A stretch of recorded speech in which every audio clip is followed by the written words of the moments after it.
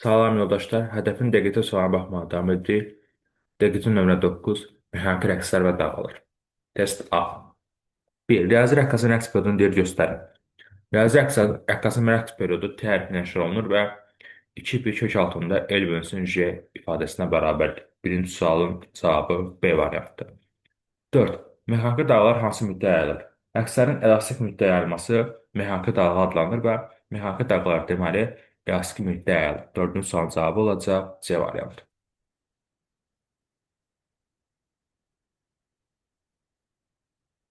2. Rəqsi hərəkətdə zamana görə periodik olaraq dəyişən kəməndlərin düzgün sırası təyin edildir. Yer dəyişmədir, sürətdir və təcildir. Bunlar rəqsi hərəkətdə zamana görə periodik olaraq dəyişirlər. 2-də cavabımız olacaq C variantı. 5.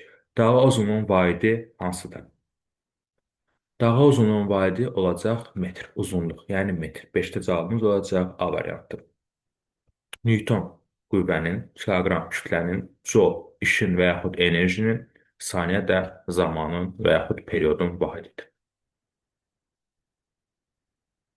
3. Rəqsi hərəkət edən cismin tarazlıq vəziyyətindən keçdikdə hansı qəimmət maksimal olur?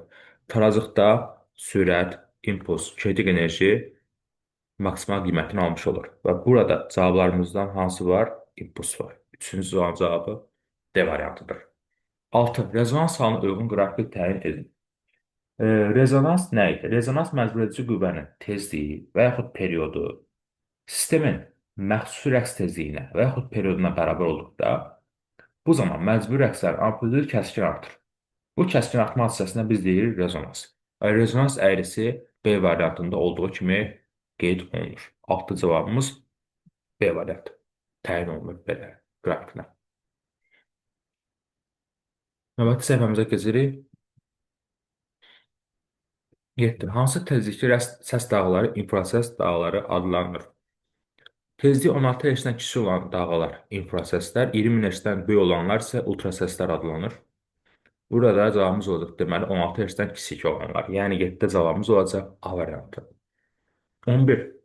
Təcrinin maksimal qiymətini, yəni amplitude qiymətini bölürük 2000-lüyə. 2000-lüyü bizə verir omeqanı və təcri böləndə dövrü tezliyə bizə nəyi verəcək? Sürətin maksimal qiyməti. Çünki AM bərabərdir omega VM-ə. Buradan VM-i tapanda AM bölünür omega-ya. Yəni cavabımız olacaq. Burada sürətin maksimal qiyməti 11-də D variantı. 8. Dalğanın yarımı sürəti hansı ifadə təyin olunur? D bərabər S bölünsün T-də.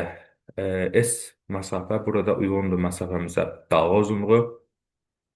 Bir rəqs periodu ərzində yayıldığı məsafədə dalğanın zaman da olur bir rəqs periodu T. Bizim düsturumuz olacaq 8-də A variantı. Dalğa uzunluğu perioda biləndə bizə sürəti verilmiş olur. 12. Səsin gürlüyü hansı qəimmətlə xarakterizə olunur? Səsin gürlüyü amplituddan asılıdır. 12-də cavabımız olacaq C variantı. Tonun yüksəkliyi tezlikdən, səsin gürlüyü isə amplituddan asılıdır.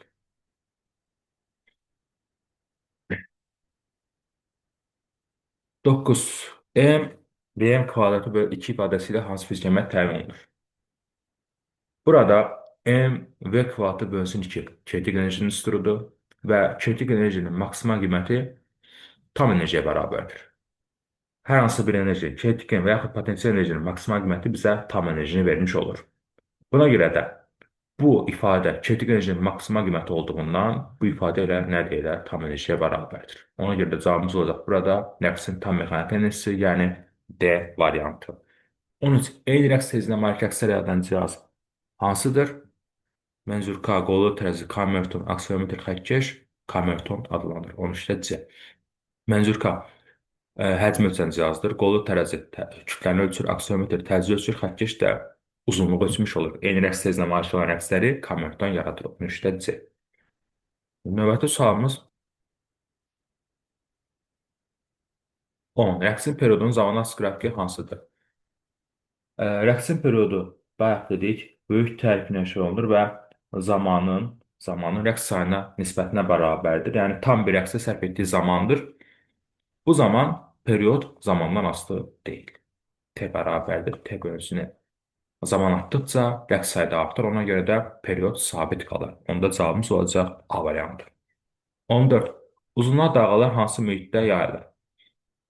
Uzunlar dalğalar bütün mühitlərdə, qaz, maye və bərklərdə yayılmış olur. Elastik dalğalar yalnız bərk mühitdə, uzunlar dalğalar isə həm qaz, həm maye, həm də bərk mühitdə yayılmış olur. 14-də İ. Və sonuncu sualımız 15. Yəni ki, aşağıda da sual yoxdur. Bəli. Ultrasəs vasitəsilə obyektin dəqiq yerinin təyini necə adlanır? Səs lokasiyası adlanır. 15-də cavabımız olacaq A variantı. İzah bu qədər yoldaşlar. Növbəti izahı görüşənə də özünüzdən müğayət olun.